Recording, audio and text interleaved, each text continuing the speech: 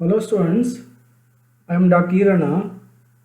Today let us discuss about the political science second sem paper understanding political theory session number 10 topic empirical approach to political theory.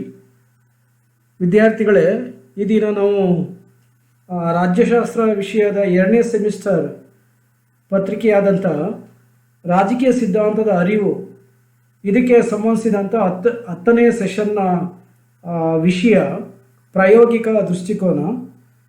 ಪ್ರಾಯೋಗಿಕ ದೃಷ್ಟಿಕೋನವು ರಾಜಕೀಯ ಸಿದ್ಧಾಂತದ ಪ್ರಮುಖ ದೃಷ್ಟಿಕೋನ ಅಂತೇಳಿ ಕರೀಬೋದು. ಅನೇಕ ರೀತಿಯಾದ ದೃಷ್ಟಿಕೋನಗಳಿದ್ದಾವೆ. ಅದರಲ್ಲಿ ಮೊದಲನೇ ದೃಷ್ಟಿಕೋನ ಪ್ರಾಯೋಗಿಕ ದೃಷ್ಟಿಕೋನ. ಪ್ರಾಯೋಗಿಕ ದೃಷ್ಟಿಕೋನ ಅಂದರೆ ಏನು, ಇದರ ವಿಷಯಗಳೇನು ಅನ್ನೋ ವಿಷಯಕ್ಕೆ ಸಂಬಂಧಿಸಿದಂತೆ ಪರೀಕ್ಷೆಯಲ್ಲಿ ಸಾಮಾನ್ಯವಾಗಿ 10 ಅಥವಾ 15 ಮಾರ್ಕ್ಸ್ಗೆ ಕೇಳುವಂಥ ಸಾಧ್ಯತೆ ಇರ್ತದೆ. ಕೆಲವು ಸಂದರ್ಭದಲ್ಲಿ 5 ಮಾರ್ಕ್ಸ್ ಕೂಡ ಕೇಳುವಂಥ ಉದಾಹರಣೆಗಳಿದ್ದಾವೆ. ಹಾಗಾಗಿ ಪರೀಕ್ಷಾ ದೃಷ್ಟಿಯಿಂದ ನೀವು ಮುಖ್ಯವಾದದ್ದು. ಅದರ ಜೊತೆಗೆ ರಾಜ್ಯಶಾಸ್ತ್ರ ವಿದ್ಯಾರ್ಥಿಯಾಗಿದ್ದಂಥ ಪ್ರತಿಯೊಬ್ಬ ವ್ಯಕ್ತಿಯು ಕೂಡ ಈ ಒಂದು empirical approach to political theory ಈ ವಿಷಯವನ್ನು ಅಧ್ಯಯನ ಮಾಡಬೇಕಾಗಿದೆ. ಸೊ ಮೊದಲಿಗೆ ಈ ಒಂದು ಪ್ರಾಯೋಗಿಕ ದೃಷ್ಟಿಕೋನದ ಮೊದಲ ವಿಚಾರವನ್ನು ನಾವು ಅಧ್ಯಯನ ಮಾಡೋಣ. So introduction.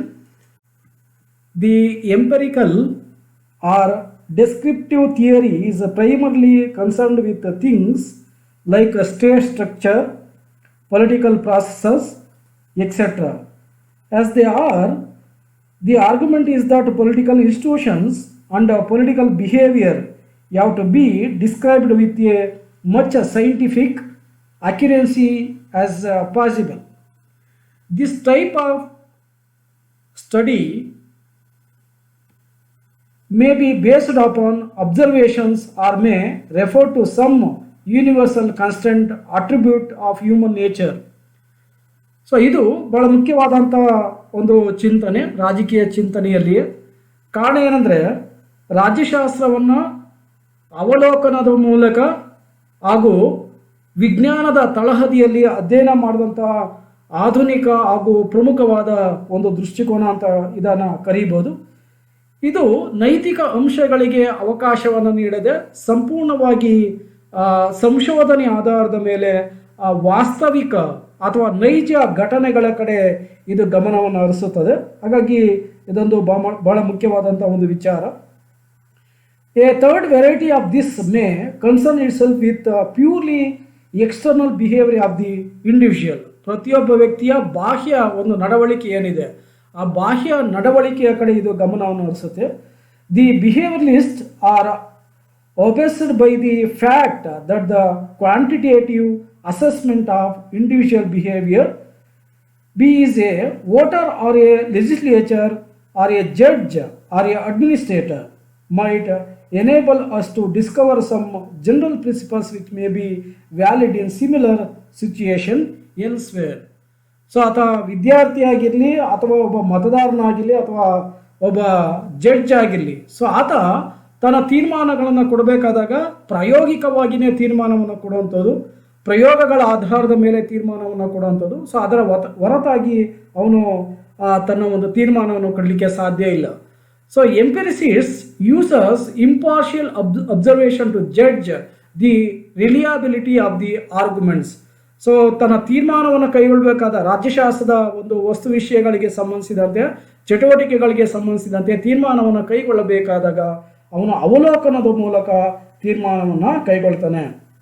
So empirical political theory focuses on observation and explanations of political phenomena and involves formulating and testing hypothesis through experimentation.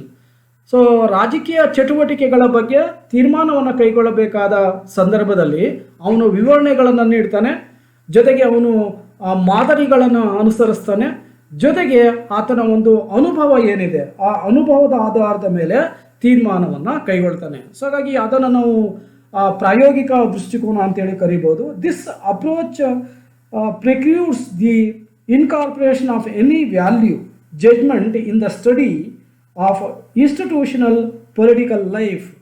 The behavioralism first want to explore a new kind of data which had not hitherto been attended to. So ನಡವಳಿಕಾವಾದದ ಚಿಂತನೆಯಲ್ಲಿ ಅಥವಾ ಮಾನವನ ನಡವಳಿಕೆ ಏನಿದೆ ಅದರ ಆಧಾರದ ಮೇಲೆ ಯಾವ ರೀತಿಯಾದ ದತ್ತಾಂಶಗಳನ್ನು ಪಡೆಯಲಿಕ್ಕೆ ಸಾಧ್ಯ ಎನ್ನುವುದನ್ನು ಪ್ರಾಯೋಗಿಕ ದೃಷ್ಟಿಕೋನವು ವಿವರಿಸುತ್ತದೆ. They want to study politics by focusing attention on the individual and group behavior and also what goes on the political processes and within a political institutions. So ರಾಜಕೀಯ ಸಂಸ್ಥೆಗಳಲ್ಲಿ ಯಾವ ರೀತಿಯಾಗಿ ವ್ಯಕ್ತಿಯು ಭಾಗವಹಿಸ್ತಾನೆ, ಅವನ ಒಂದು ವಿಚಾರಗಳೇನು, ಅದರ ಜೊತೆಗೆ ಯಾವುದರ ಕಡೆ ಗಮನವನ್ನು ಹರಿಸ್ತಾನೆ ಅನ್ನುವುದನ್ನು ಈ ಪ್ರಾಯೋಗಿಕ ದೃಷ್ಟಿಕೋನವು ವಿಚಾರವನ್ನು ವ್ಯಕ್ತಪಡಿಸುತ್ತದೆ. ಸೊ ಹಾಗಾಗಿನೇ ಈ ಒಂದು ಚಿಂತನೆಯನ್ನು ಅತ್ಯಂತ ವಿಸ್ತಾರವಾದಂಥ ಒಂದು ಸಾಮಾಜಿಕ ಚಿಂತನೆ ಅಂತ ಕೂಡ ಕರೀಬೋದು. These concepts like elite, role, influence, decision making, policy making, systems, subsystems, structures and the functioning of structures, political culture, etc. Passed into the political literature of our times. So ಪ್ರಸ್ತುತ ವ್ಯವಸ್ಥೆಯಲ್ಲಿ ಈ ಒಂದು ಪ್ರಾಯೋಗಿಕ ದೃಷ್ಟಿಕೋನವು ಬಹಳ ಮುಖ್ಯವಾದ ಪಾತ್ರವನ್ನು ಕೂಡ ವಹಿಸಿದೆ, ಜೊತೆಗೆ ಪ್ರಭಾವ ಬೀರುತ್ತದೆ, ನಿರ್ಧಾರವನ್ನು ಕೈಗೊಳ್ಳಲಿಕ್ಕೆ ಸಾಧ್ಯ ಆಗಿದೆ. ಜೊತೆಗೆ ಒಂದು ನೀತಿ ನಿಯಮಗಳನ್ನು ರಚನೆ ಮಾಡಬೇಕಾದಾಗ, ಜಾರಿಗೆ ತರಬೇಕಾದಾಗ ಈ ಪ್ರಾಯೋಗಿಕ ದೃಷ್ಟಿಕೋನವು ಅತ್ಯಂತ ವರ್ತಿಯಾಗಿದೆ ಅಥವಾ ಬೆಲೆಯುಳ್ಳದ್ದು ಅಂತ ನಾವು ತೀರ್ಮಾನಕ್ಕೆ ಬರಬಹುದು. ಸೊ ಈ ಸಿದ್ಧಾಂತದ ಪ್ರಮುಖ ಚಿಂತನಕಾರ ಅಂದರೆ Graham Wallas, Lord Bryce, Catlin Lowell, Charles E Merriam, Arnold Gosnell were the proponents of programmist. So ಈ ಚಿಂತಕರು ಬಹಳ ಮುಖ್ಯವಾದ ಪಾತ್ರವನ್ನು ವಹಿಸ್ತಾರೆ. ಸೊ ಪ್ರಾಯೋಗಿಕ ದೃಷ್ಟಿಕೋನದ ಪ್ರತಿಪಾದಕರು ಇವರೆಲ್ಲರೂ ಕೂಡ ಆಗಿದ್ದಾರೆ. ಅಮೆರಿಕ ಚಿಕಾಗೋ ವಿಶ್ವವಿದ್ಯಾಲಯದ ಪ್ರೊಫೆಸರ್ ಚಾರ್ಲ್ಸ್ ಇ ಮೆರಿಯಮ್ ರವರು 1908ರಲ್ಲಿ ಒಂದು ಗ್ರಂಥವನ್ನು ಬರೀತಾರೆ.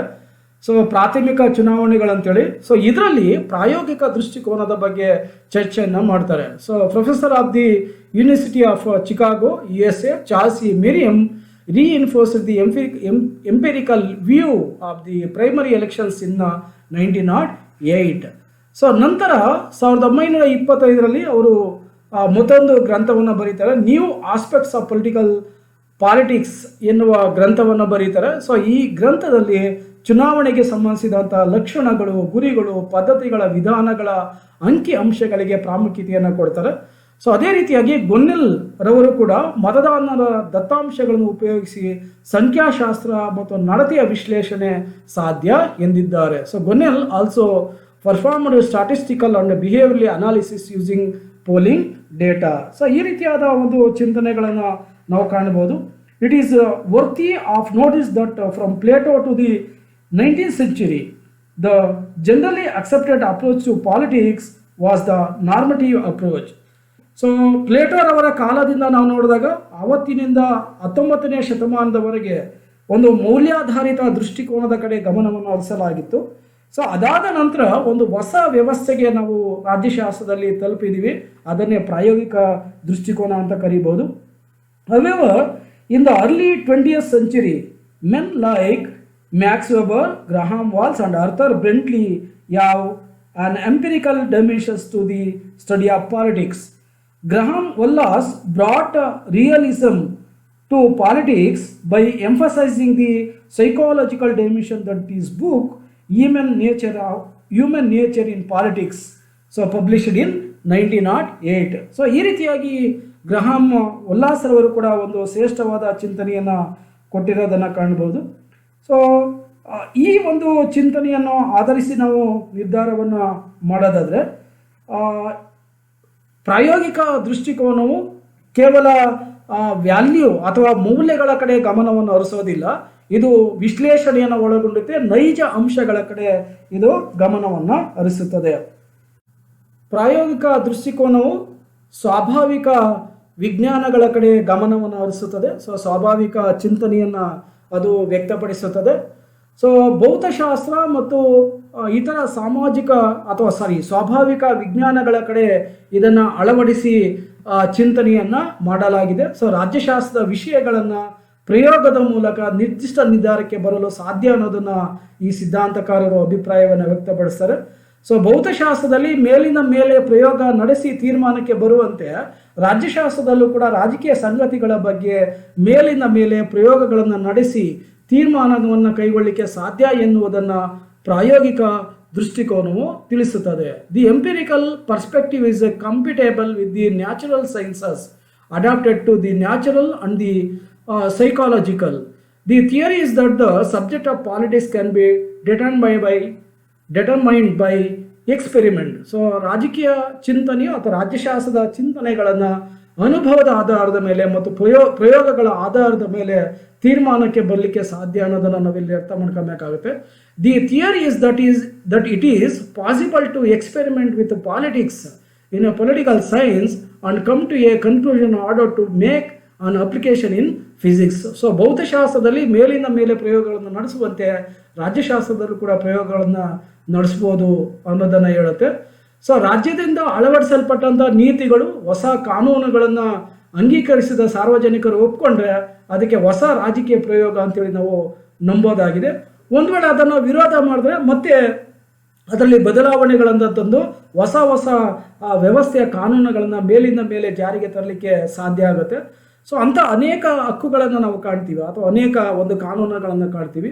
ಸೊ ಮಹಿಳೆಯರ ಹಕ್ಕುಗಳಿಗೆ ಸಂಬಂಧಿಸಿದಂತೆ, ಮಕ್ಕಳ ಹಕ್ಕುಗಳಿಗೆ ಸಂಬಂಧಿಸಿದಂತೆ, ಅದರ ಜೊತೆಗೆ ಜೀತ ಪದ್ಧತಿಯ ನಿವಾರಣೆ, ವರದಕ್ಷಿಣೆ ಪದ್ಧತಿಯ ನಿವಾರಣೆ, ಮಹಿಳೆಯರ ಮಾರಾಟದ ನಿವಾರಣೆ, ಅದರ ಜೊತೆಗೆ ಇನ್ನೂ ಬಹಳ ಮುಖ್ಯವಾದ ಒಂದು ಚಿಂತನೆ ಅಂತಂದಾಗ ಮಹಿಳೆಯರ ಮೇಲೆ ನಡೆಯುವಂಥ ಶೋಷಣೆಗಳನ್ನ ನಿವಾರಣೆ ಮಾಡುವಂಥದ್ದು, ಮಕ್ಕಳ ಮೇಲೆ ನಡೆಯುವಂಥ ಶೋಷಣೆಯನ್ನು ನಿವಾರಣೆ ಮಾಡುವಂಥದ್ದು.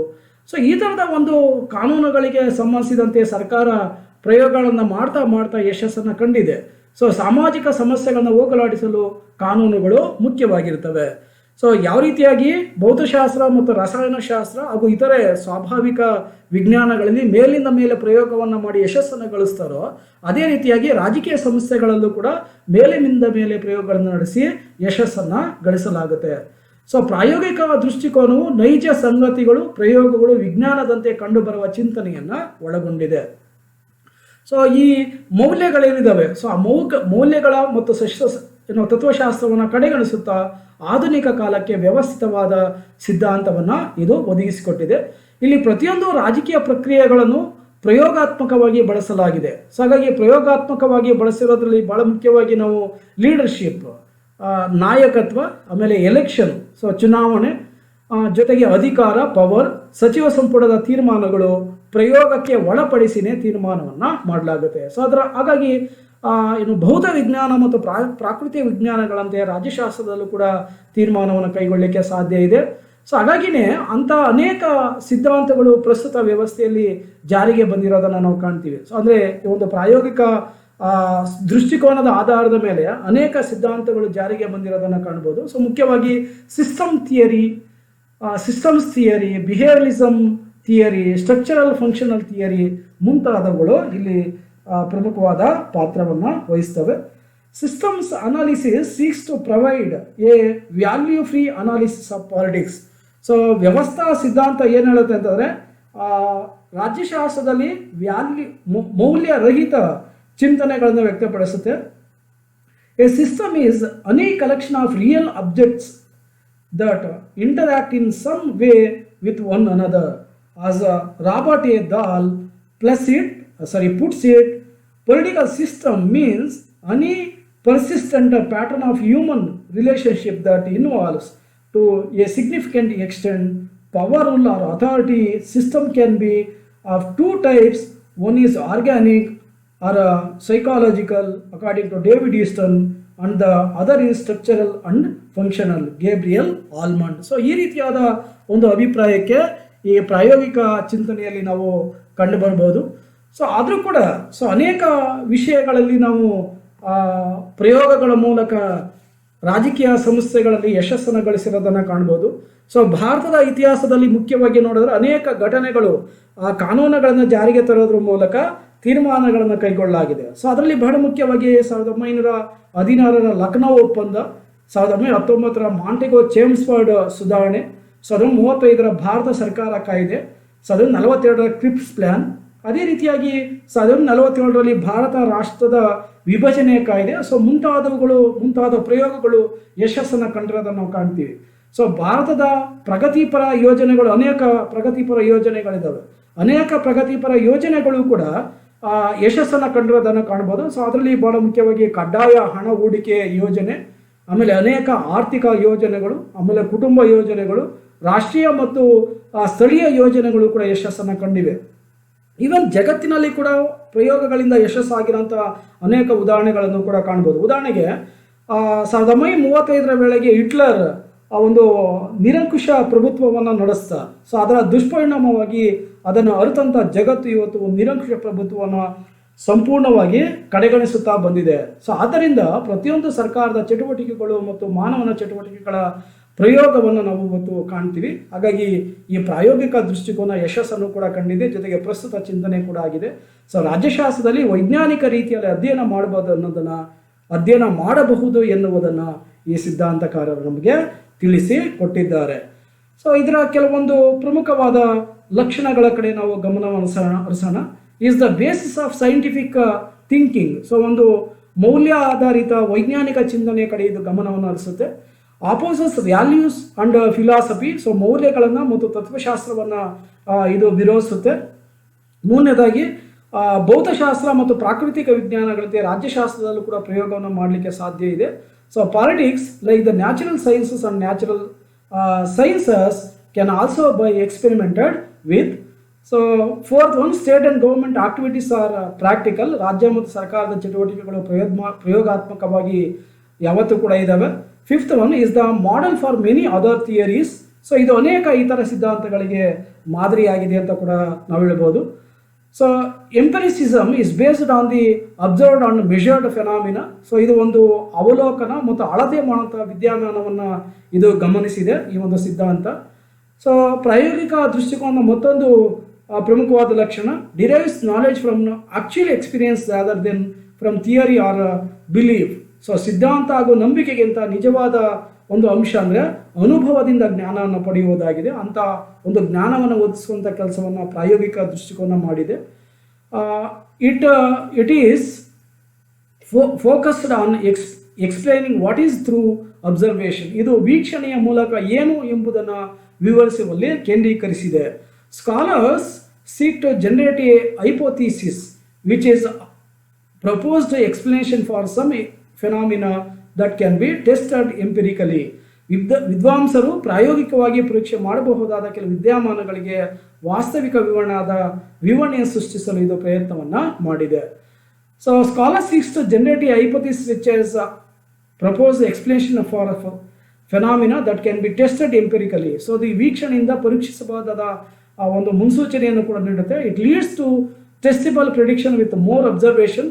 It provides an overview of some basic attributes that characterize good empirical theory and present several contrasting theoretical tradition in political analysis. ಇದು ಅತ್ಯಂತ ಪ್ರಾಯೋಗಿಕ ಸಿದ್ಧಾಂತವನ್ನು ನಿರೂಪಿಸುವ ಕೆಲವು ಮೂಲಭೂತ ಗುಣಲಕ್ಷಣಗಳನ್ನು ಅವಲೋಕನ ಮಾಡುತ್ತೆ. ಜೊತೆಗೆ ರಾಜಕೀಯ ವಿಶ್ಲೇಷಣೆಯಲ್ಲಿ ಒಂದು ವ್ಯತಿರಿಕ್ತ ಒಂದು ಸಂಪ್ರದಾಯ ಏನಿದೆ ಆ ಸಂಪ್ರದಾಯವನ್ನು ಒದಗಿಸಿಕೊಡಲು ಕೂಡ ಇದು ಸಾಧ್ಯವಾಗಿದೆ. ಸೊ ಇದು ವರ್ಗೀಕರಣ ಮಾಡ್ತದೆ, ಅರ್ಥ ಮಾಡ್ಕೊಳ್ತದೆ, ಜೊತೆಗೆ ವಿವರಿಸುತ್ತೆ, ಜೊತೆಗೆ ಬುದ್ಧಿವಂತಿಕೆಯಿಂದ ಚರ್ಚಿಸಲು ರಾಜಕೀಯ ವಾಸ್ತವಿಕತೆಯನ್ನು ಸ್ವರೂಪವನ್ನು ಕಂಡುಹಿಡಿಯಲು ಇದು ಹೆಚ್ಚು ಸಹಾಯ ಮಾಡುತ್ತೆ ಅಂತ ಕರೀಬಹುದು. It helps increase capacity to classify, understood, explain, discuss intelligently and foresees that nature of political reality. It refers to accord the status of knowledge to those who indulge in value judgment. So ಮೌಲ್ಯ ನಿರ್ಣಯದಲ್ಲಿ ಪಾಲ್ಗೊಳ್ಳುವವರಿಗೆ ಜ್ಞಾನದ ಒಂದು ಸ್ಥಾನಮಾನವನ್ನು ನೀಡಲು ಇದು ನಿರಾಕರಿಸುತ್ತದೆ. ಅಂದರೆ ಮೌಲ್ಯರಹಿತವಾದ ವ್ಯವಸ್ಥೆಯನ್ನು ಇದು ಹೇಳುತ್ತೆ. So it is based on experimentation and verification principles and urge qualitative techniques in analysis. ಇದು ಪ್ರಯೋಗ ಮತ್ತು ಪರಿಶೀಲನಾ ತತ್ವಗಳನ್ನು ಆಧರಿಸಿದೆ ಮತ್ತು ವಿಶ್ಲೇಷಣೆಯಲ್ಲಿ ಗುಣಾತ್ಮಕ ತಂತ್ರಗಳನ್ನು ಇದು ಒತ್ತಾಯಿಸುತ್ತೆ. ಜೊತೆಗೆ ಇದು ಇತಿಹಾಸದ ಆಲೋಚನೆಗಳನ್ನು ತಿರಸ್ಕಾರ ಮಾಡುತ್ತೆ. ಸೊ ಈ ರೀತಿಯಾದ ಹಲವಾರು ಗುಣಲಕ್ಷಣಗಳನ್ನು ಈ ಸಿದ್ಧಾಂತದಲ್ಲಿ ಇರೋದನ್ನು ನಾವು ಕಾಣ್ಬೋದು. ಸೊ ಆದರೂ ಕೂಡ ಈ ಸಿದ್ಧಾಂತದಲ್ಲಿ ಹಲವಾರು ದೋಷಗಳಿದ್ದಾವೆ. ಸೊ ನಾವು ಭೌತಶಾಸ್ತ್ರ ಮತ್ತು ರಸಾಯನಶಾಸ್ತ್ರದಂತೆ ಇಲ್ಲಿ ತೀರ್ಮಾನಗಳನ್ನು ಕೈಗೊಳ್ಳಲು ಸಾಧ್ಯವಿಲ್ಲ ಎನ್ನುವ ಅಭಿಪ್ರಾಯವನ್ನು ಅನೇಕ ಚಿಂತಕರು ವ್ಯಕ್ತಪಡಿಸ್ತಾರೆ. ಉದಾಹರಣೆಗೆ ನಾವು H2O ಅಂತಂದಾಗ ಅಂದರೆ ನೀರು ಅಂದಾಗ ಅಲ್ಲಿ ಆಮ್ಲಜನಕ ಮತ್ತು ಜಲಜನಕ ಇದ್ದಾಗ ನಾವು ನೀರು ಅಂತ ಕರಿತೀವಿ, ಸೊ ವಾಟರ್ ಅಂತ ಕರಿತೀವಿ. ಸೊ ಅದು ಆಮ್ಲಜನಕ ಮತ್ತು ಜಲಜನಕ ಇದ್ದಾಗ ಮಾತ್ರ ಅದನ್ನು ನಾವು ಒಂದು ನಿಶ್ಚಿತ ನಿರ್ಧಾರವನ್ನು ಕೈಗೊಳ್ಳಲಿಕ್ಕೆ ಸಾಧ್ಯ. ಸೊ ಅದೇ ರೀತಿಯಾಗಿ ರಾಜ್ಯಶಾಸ್ತ್ರದಲ್ಲೂ ಕೂಡ ರಾಜ್ಯದ ಮೂಲಾಂಶಗಳಂದರೆ ಏನು, ನಿರ್ದಿಷ್ಟ ಭೂಪ್ರದೇಶ, ಜನಸಂಖ್ಯೆ, ಪರಮಾಧಿಕಾರ, ಸರ್ಕಾರ, ಸೊ ಈ ಥರ ನಿರ್ದಿಷ್ಟ ನಿರ್ಧಾರಕ್ಕೆ ಬರ್ಬೋದು. ಆದರೆ ಏನು ಒಂದು ಭೌತಶಾಸ್ತ್ರ ಮತ್ತು ರಸಾಯನಶಾಸ್ತ್ರದಲ್ಲಿ ಒಂದು ನಿರ್ದಿಷ್ಟ ತೀರ್ಮಾನಗಳನ್ನು ಕೈಗೊಳ್ತೀವೋ ಆ ಥರ ತೀರ್ಮಾನಗಳನ್ನು ಕೈಗೊಳ್ಳಲಿಕ್ಕೆ ಸಾಧ್ಯ ಇಲ್ಲ. ಸೊ ಅಲ್ಲಿ ಅಸಂಪ್ಷನ್ ಮಾಡಿ ನಿರ್ಧಾರವನ್ನು ಕೈಗೊಳ್ಬೋದು. ನಾವು ರಾಜ್ಯಶಾಸ್ತ್ರದಲ್ಲಿ ಅಸಂಪ್ಷನ್ ಮಾಡಿ ನಿರ್ಧಾರವನ್ನು ಕೈಗೊಳ್ಳಲು ಅಷ್ಟು ಸುಲಭ ಅಲ್ಲ. ಜೊತೆಗೆ ರಾಜ್ಯಶಾಸ್ತ್ರದಲ್ಲಿ ಒಂದು ಪ್ರಯೋಗಾಲಯ ಇಲ್ಲ. ಆದರೆ ಭೌತಶಾಸ್ತ್ರ ಮತ್ತು ರಸಾಯನಶಾಸ್ತ್ರ ಇತರೆ ಸ್ವಾಭಾವಿಕ ವಿಜ್ಞಾನಗಳಂತೆ ಅಲ್ಲಿ ಪ್ರಯೋಗಾಲಯಗಳಿದ್ದಾವೆ. ಸೊ ಆ ಥರದ ಪ್ರಯೋಗಾಲಯವನ್ನು ನಾವು ರಾಜ್ಯಶಾಸ್ತ್ರದಲ್ಲಿ ನೋಡಲಿಕ್ಕೆ ಎಲ್ಲೂ ಸಾಧ್ಯ ಇಲ್ಲ. ಆದರೆ ಹಲವಾರು ಚಿಂತಕರು ಹೇಳ್ತಾರೆ ರಾಜ್ಯಶಾಸ್ತ್ರದಲ್ಲಿ ಜಗತ್ತೇ ಪ್ರಯೋಗಾಲಯ. ಸೊ ಜಗತ್ತಿನಲ್ಲಿ ವಾಸ ಮಾಡ್ತಾರಂಥ ಪ್ರತಿಯೊಬ್ಬ ವ್ಯಕ್ತಿಯು ಕೂಡ ಪ್ರಯೋಗದ ವಸ್ತುಗಳು ಅಂತ ಹೇಳ್ತಾರೆ. ಆದರೆ ವಾಸ್ತವವಾಗಿ ನೋಡಿದಾಗ ಅದು ಸಾಧ್ಯ ಇಲ್ಲ ಅಂತ ಹೇಳ್ಬೋದು. ಹಾಗಾಗಿನೇ ನಾವು ಗಂಧಕವನ್ನು ಎಕ್ಸಾಂಪಲ್ ತೊಗೊಂಡ್ರೆ, ಸೊ ಸೈಂಟಿಫಿಕ್ ಆಗಿ ಆಲೋಚನೆ ಮಾಡಿದಾಗ ಗಂಧಕವನ್ನು ಗಾಳಿಯಲ್ಲಿ ತೆಗೆದಾಗ ಅದು ಏನು ಉರಿಯುತ್ತೆ, ಸೊ ಬೆಂಕಿಯಾಗಿ ಅದು ಉರಿಯುತ್ತೆ. ಸೊ ಆ ಥರದ ಒಂದು ನಿರ್ಧಾರವನ್ನು ರಾಜ್ಯಶಾಸ್ತ್ರದಲ್ಲಿ ಕೈಗೊಳ್ಳಲಿಕ್ಕೆ ಸಾಧ್ಯ ಇಲ್ಲ. ಅದೇ ರೀತಿಯಾಗಿ ನಾವು ನೀರನ್ನು ಕುದಿಸ್ಲಿಕ್ಕೆ ಪ್ರಾರಂಭ ಆದಾಗ ಅದು 100 ಡಿಗ್ರಿ ಸೆಲ್ಸಿಯಸ್ ಆದಾಗ ಅದು ಕುದಿಲಿಕ್ಕೆ ಪ್ರಾರಂಭ ಆಗುತ್ತೆ. ಅದು 0 ಡಿಗ್ರಿಗೆ ಬಂದಾಗ ನೀರು ಅದು ಮಂಜುಗಡ್ಡೆ ಆಗುತ್ತೆ. ಸೊ ಇದು ವಿಜ್ಞಾನ, ಇದು ನಿಶ್ಚಿತವಾದ ತೀರ್ಮಾನ. ಆ ಥರ ತೀರ್ಮಾನವನ್ನು ರಾಜ್ಯಶಾಸ್ತ್ರದಲ್ಲಿ ಕಾಣಲಿಕ್ಕೆ ಸಾಧ್ಯ ಇಲ್ಲ ಅನ್ನೋದನ್ನು ಅನೇಕ ಚಿಂತಕರು ವಿರೋಧವನ್ನು ವ್ಯಕ್ತಪಡಿಸ್ತಾರೆ. ಸೊ ಅಂಥ ಚಿಂತಕರು ಅಂತಂದರೆ JS ಮಿಲ್ ರವರ ಪ್ರಕಾರ ಸಾಮಾಜಿಕ ಸಂಗತಿಗಳಿಗೆ ಪ್ರಾಯೋಗಿಕ ದೃಷ್ಟಿಕೋನ ಅನ್ವಯವಾಗುವುದಿಲ್ಲ ಅನ್ನುವುದನ್ನು ವಿವರಿಸಿದ್ದಾರೆ. ಸೊ ರಾಜ್ಯಶಾಸ್ತ್ರದಲ್ಲಿ ಪ್ರಯೋಗ ಮಾಡಲಾಗದು ಎಂದು ಜಾರ್ಜ್ ಕಾರ್ಮೆಲ್ ವಿವರಿಸಿದ್ದಾರೆ. ಸೊ ರಾಜ್ಯಶಾಸ್ತ್ರದಲ್ಲಿ ಪ್ರಯೋಗ ಮಾಡಲಿಕ್ಕೆ ಸಾಧ್ಯ ಇಲ್ಲ ಅನ್ನೋದನ್ನು ಹೇಳ್ತಾರೆ. ಲಾರ್ಡ್ ಬ್ರೈಸ್ ಅವರ ಅಭಿಪ್ರಾಯದಲ್ಲಿ ಸೊ ಮೇಲಿಂದ ಮೇಲೆ ಪ್ರಯೋಗಗಳನ್ನು ಮಾಡ್ಬೋದು, ಆದರೆ ರಾಜಕೀಯ ಸಂಗತಿಗಳ ಬಗ್ಗೆ ಮೇಲಿಂದ ಮೇಲೆ ಪ್ರಯೋಗವನ್ನು ಮಾಡಿದಾಗ ಫಲಿತಾಂಶ ಕಷ್ಟ ಆಗುತ್ತೆ ಅನ್ನೋದನ್ನು ಹೇಳ್ತಾರೆ. ಸೊ ಎಟೆಕ್ಲಿಸ್ ಅವರ ಪ್ರಕಾರ ಒಬ್ಬ ವ್ಯಕ್ತಿ ಒಂದು ನದಿಯಲ್ಲಿ 2 ಬಾರಿ ತನ್ನ ಹೆಜ್ಜೆಗಳನ್ನು ಒಂದೇ ಬಾರಿ ಇಡಲಿಕ್ಕೆ ಸಾಧ್ಯ ಇಲ್ಲ ಅನ್ನೋದನ್ನು ಕೂಡ ಆ ಚಿಂತಕರು ವ್ಯಕ್ತಪಡಿಸಿದ್ದಾರೆ. ಸೊ ಹಲವಾರು ದೋಷಗಳಿದ್ದಾವೆ ಅದರ ಆಧಾರದ ಮೇಲೆ. First one, politics is a social science. ರಾಜ್ಯಶಾಸ್ತ್ರ ಒಂದು ವಿಜ್ಞಾನ ಅಷ್ಟೇ ಆಗಿದೆ. Politics cannot be made, political science cannot be made pure science. So ಇದನ್ನು ನಾವು ಶುದ್ಧ ವಿಜ್ಞಾನ ಅಂತ ಮಾಡಲಿಕ್ಕೆ ಸಾಧ್ಯ ಇಲ್ಲ. Political science has no specific laboratory. So ಯಾವುದೇ ಒಂದು ನಿರ್ದಿಷ್ಟವಾದ ಪ್ರಯೋಗಾಲಯ ಇಲ್ಲ. So this is an unrealistic theory. So ಪ್ರಾಯೋಗಿಕ ದೃಷ್ಟಿಕೋನ ಒಂದು ಅವಾಸ್ತವಿಕವಾದ ಸಿದ್ಧಾಂತ ಅಥವಾ ದೃಷ್ಟಿಕೋನ ಅಂತಲೇ ಕರೀಬೋದು. ಸೊ ಅಂತಿಮವಾಗಿ ನಾವು ಉಪಸಂಹಾರವನ್ನು ಅಥವಾ ಕನ್ಕ್ಲೂಡನ್ನು ಮಾಡೋದಾದ್ರೆ, so what ever the flaws about the sponsor perspective, this theory is A good one. So ಏನೇ ಒಂದು ದೋಷಗಳಿದ್ರೂ ಕೂಡ ಇದು ಅತ್ಯಂತ ಉತ್ತಮವಾದ ಒಂದು ದೃಷ್ಟಿಕೋನ ಅಂತ ಕರೀಬೋದು. A new perspective on political theory is a pragmatic perspective. So ರಾಜಕೀಯ ಸಿದ್ಧಾಂತದಲ್ಲಿ ಹೊಸ ಚಿಂತನೆಯನ್ನು ಜಾರಿಗೆ ತರಲಿಕ್ಕೆ ಇದು ಸಾಧ್ಯ ಆಗಿದೆ. ಸೊ ರಾಜ್ಯಶಾಸ್ತ್ರವನ್ನು ಊಹೆ ಕಲ್ಪನೆಗಳ ಆಧಾರದ ಮೇಲೆ ಅಧ್ಯಯನ ಮಾಡ್ತಾ ಇದ್ದಂಥ ಒಂದು ನಾರ್ಮಟಿವ್ ಅಪ್ರೋಚ್ ಏನಿದೆ, ಆ ನಾರ್ಮಟಿವ್ ಅಥವಾ ಮೌಲ್ಯಾಧಾರಿತ ದೃಷ್ಟಿಕೋನದ ಒಂದು ಸ್ಥಳದಲ್ಲಿ ಪ್ರಾಯೋಗಿಕ ದೃಷ್ಟಿಕೋನ ಬಂದಿದೆ. ಹಾಗಾಗಿ ಕಾಲ ಇದನ್ನು ಬದಲಾವಣೆ ಮಾಡಿದೆ. ರಾಜ್ಯಶಾಸ್ತ್ರದ ಚಟುವಟಿಕೆಗಳನ್ನು ಪ್ರಯೋಗಕ್ಕೆ ಒಳಪಡಿಸುವುದು ಅನ್ನೋದನ್ನು ತೋರಿಸ್ಕೊಟ್ಟಂಥ ಈ ಸಿದ್ಧಾಂತಕಾರರು ಇತರ ಸಿದ್ಧಾಂತಗಳಿಗೆ ಮಾದರಿಯಾಗಿದ್ದಾರೆ. This theory is the model for many theories demonstrating that political activity can be put to the rest. So ಇದಿಷ್ಟು ಕೂಡ ಒಂದು ಪ್ರಾಯೋಗಿಕ ದೃಷ್ಟಿಕೋನ ಅಥವಾ ಎಂಪಿರಿಕಲ್ ಅಪ್ರೋಚ್ನ ಒಂದು ಚಿಂತನೆ ಅಂತೇಳಿ ಕರೀಬೋದು. ಸೊ ಅಲ್ಲಿಗೆ ಈ ಚಿಂತನೆಯ ವಿಚಾರಗಳು